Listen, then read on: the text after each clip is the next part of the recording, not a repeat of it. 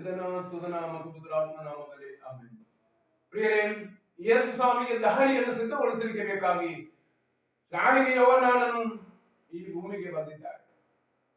ಹೌದು ಪ್ರಿಯರೇ, ಯೇಸು ಸ್ವಾಮಿಯನ್ನು ದಾರಿ ಸಿದ್ಧಗೊಳಿಸಬೇಕಾದ ಜವಾಬ್ದಾರಿ ಸ್ನಾನಿಗೆ ಯೋಹಾನನಿಗೆ, ಕೊನೆಯ ಪ್ರವಾದಿಯಾದ ಯೋಹಾನನಿಗೆ ದೇವರು ಕೊಟ್ಟದ್ದು ಯಾವುದಕ್ಕಾಗಿ ಎಂಬ ಅರ್ಥವನ್ನು ಗ್ರಹಿಸುವಾಗ ಮಾತ್ರವಾಗಿದೆ ಈ ಸುವಾರ್ತೆ ರಹಸ್ಯಗಳನ್ನು ನಮಗೆ ತಿಳಿಯಲಿಕ್ಕೆ ಸಾಧ್ಯ.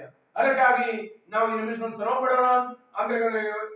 ಈ ಸ್ವಾರ್ಥ ಪ್ರಸಾರ ದೇವರ ರಾಜ್ಯದ ಕೆಲಸಗಳನ್ನು ಮಾಡಲಿಕ್ಕೆ ಬೇಕಾಗಿ ನಮ್ಮನ್ನು ದೇವರು ಆಹ್ವಾನಿಸುತ್ತಾರೆ.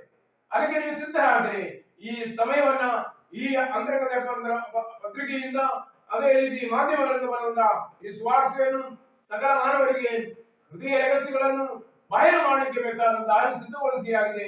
ಪ್ರಿಯ ಮಕ್ಕಳೇ, ಈ ಲೋಕದಲ್ಲಿ ನಾವಿರುವುದು ಅದಕ್ಕಾಗಿ ಆಗಿದೆ. ಸ್ನಾನಿ ಯೋಹಾನನು ತನ್ನ ಮಕ್ಕಳನ್ನು ನೋಡಿ, ಹಳೆ ವಿಷಸರ್ಪ ಪೀಳಿಗೆಯೇ, ಯಾಕೆ ನೀವು ನನ್ನನ್ನು ಎದುರುಗೊಳ್ಳಲಿಕ್ಕೆ ಬರ್ತೀರಿ ಅಂತ ಹೇಳಿಕೊಂಡು ದೇವರ ಸನ್ನಿಧಿಯಲ್ಲಿ ಇಸ್ರಾಯೇಲ್ ಜನರು ಯಹೂದ್ಯರು ಬಂದಾಗ ಅವರಿಗೆ ಕಠಿಣ ಮಾತುಗಳಲ್ಲಿ ಯೇಸುಸ್ವಾಮಿ ಹೇಳಲಿಕ್ಕೆ ಈ ಯೋಹಾನನಿಗೆ ಪ್ರೇರೇಪಣೆ ನೀಡಿದ್ದು ತನ್ನ ಮಕ್ಕಳು ಪಶ್ಚಾತ್ತಾಪದ ಹಾದಿಗೆ ಬರಬೇಕು ಎಂಬುದನ್ನ ಅರ್ಥ ಮಾಡಿಕೊಂಡಾಗಿದೆ.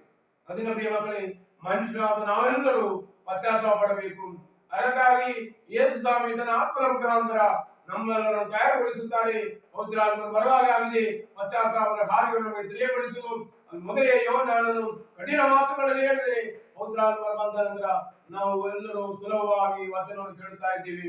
ನಮಗೆಲ್ಲರಿಗೂ ಸ್ವರ್ಗ ಪ್ರಾಪ್ತಿ ಉಂಟಾಗಲಿಕ್ಕೆ ಪ್ರಾರ್ಥಿಸುವ. ಇದರ ಸುಧನ ನಾಮದಲ್ಲಿ